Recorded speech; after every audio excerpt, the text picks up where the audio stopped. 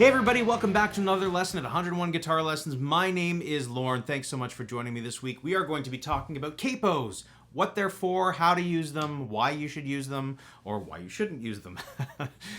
Before we get into that lesson, please remember to like, share, and subscribe to the channel for more videos that are helpful with tips and lessons. We put out at least 2 a week, so make sure that you subscribe to get all the good stuff. All right, that's it. If you have any questions, leave them in the comment section down below. Let's get into the lesson.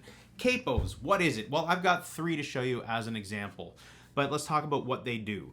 So let's say that you're just starting to learn how to play the guitar and you know the basic major and minor chord shapes, E, A, D, G, and you want to be able to play a song in a different key, maybe in like B flat, let's say, but you don't know how to play a B flat. Well, that's the first reason why you might use a capo when you're getting started, as I hate to call it this, but kind of like a crutch, all right?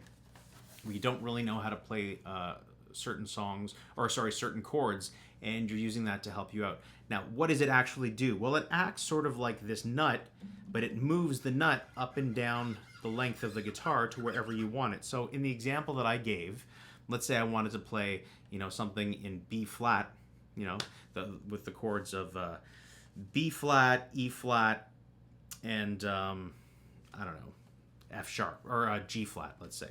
So I would take a capo, and we'll talk about these in a second, but I would put it up at the 6th fret. So the B flat is on the 6th string. I count the notes. If you don't know the notes, definitely check out this video over here to learn how to learn the notes easily on the guitar. But let's say we understand that it's at the 6th fret, okay? So that's a B flat. Now I'm going to play my E major chord shape underneath that B flat bar,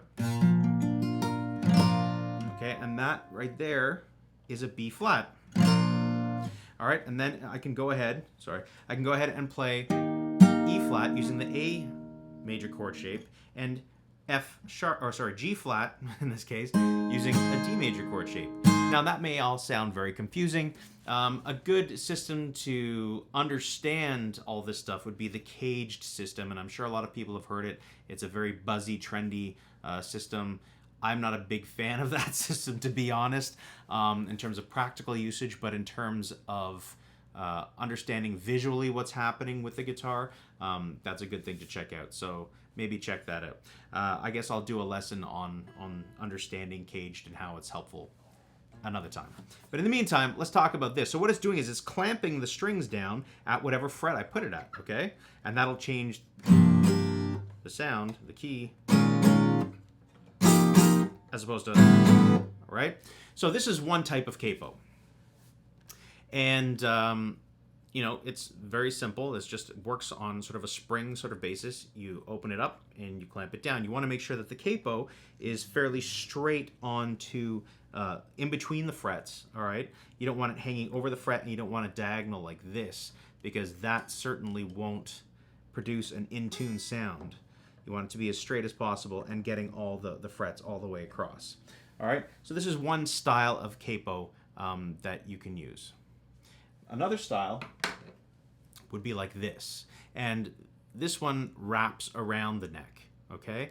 And you still have that rubber sort of guard that sits on top of the strings, but you would go ahead and find the point where it would be nice and tight. And now I missed a string on that one, so that's not good. There we go. There we go. So you understand that you can play those open chord shapes underneath that bar as though this becomes the new nut, if you will, visually speaking. And then the third type of capo is really an expansion on the spring. I like this one. It's very smooth. This is Planet Waves. I'll leave links to all of these down below in the description. If you're curious, you can check them out. But I find this one produces a fairly even tension across all 6 strings, and it's also not so bad to adjust, and you can adjust the tension here. So I would go ahead and play, again, I'll just put it at let's say the 3rd fret this time. You want to make sure that it's all the way across, and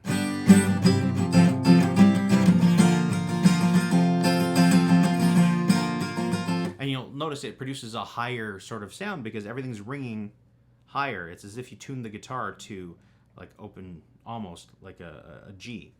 Now, I explained that the usage of the capo, number one, is if you don't know how to play certain chords, you can move it around and kind of cheat, okay? If I didn't know how to play a G sharp major, well, I'm finding the G sharp on the 6th string. I'm going to put the capo down, and G sharp major, I would play the E major chord shape underneath that bar that's sitting from the G sharp, and that becomes a G sharp. Now, if you learn your bar chords, you'll know G sharp is, you can play it like that, okay? So you have the options. So another reason why you would use a capo would just be for the tonal qualities. You hear that it sounds definitely different. It's a different sound than...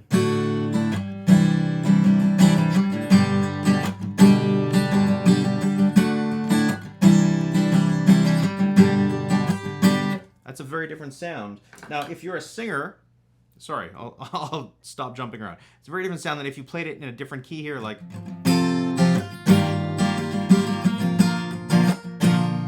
I'm a little out of tune. I gotta straighten it out.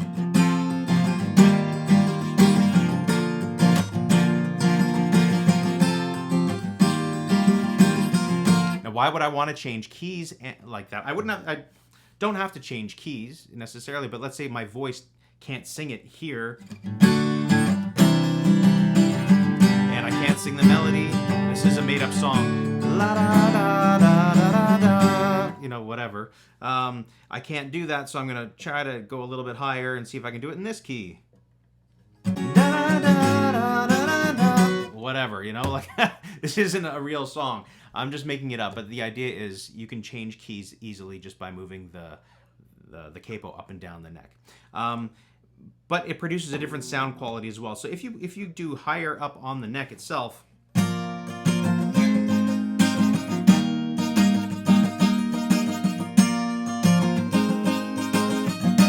it sounds almost like a mandolin.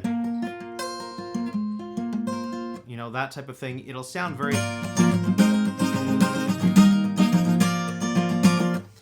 it has a very different sound to it. So you can almost emulate a different instrument, a different stringed instrument, when you've got the capo higher up on the neck. So that's another reason why you would do it. When you're recording specifically, let's say that I was playing... all right, let's do this. All right, let's say I would play A, E, D. So that's A, E, D, E. And I can play here. A, E, D. A, all right, that's what happens when you make up songs on the spot. You don't even remember them. But the point is, A, E, D, E sounds very different than playing it up here. And if you're recording, you can layer those on top of themselves, and it'll sound great because it's like two different instruments, two different octaves and registers. So that's another reason why someone may use a capo. Anyway, that's a lot of rambling about capos. I tend to not use capos in general unless it's in the studio or I'm trying to achieve a certain type of sound or effect. That's pretty much it for me and capos. I hope that helped and gave you some insight into why people use them and how to use them. A couple different options in terms of different styles of capos. Again, look in the link description down below for those ones. If you'd like to check out some more lessons, check out this suggested video. Dig deep into the library. We've got 2 lessons at least coming out every single week on this channel. So make sure you subscribe, share, and like the videos. Every little bit of your support helps. Remember, guitar is not a destination, it is a journey. So enjoy the journey, enjoy the process. You never stop learning. Take care. I'll see you guys on the next lesson. Bye.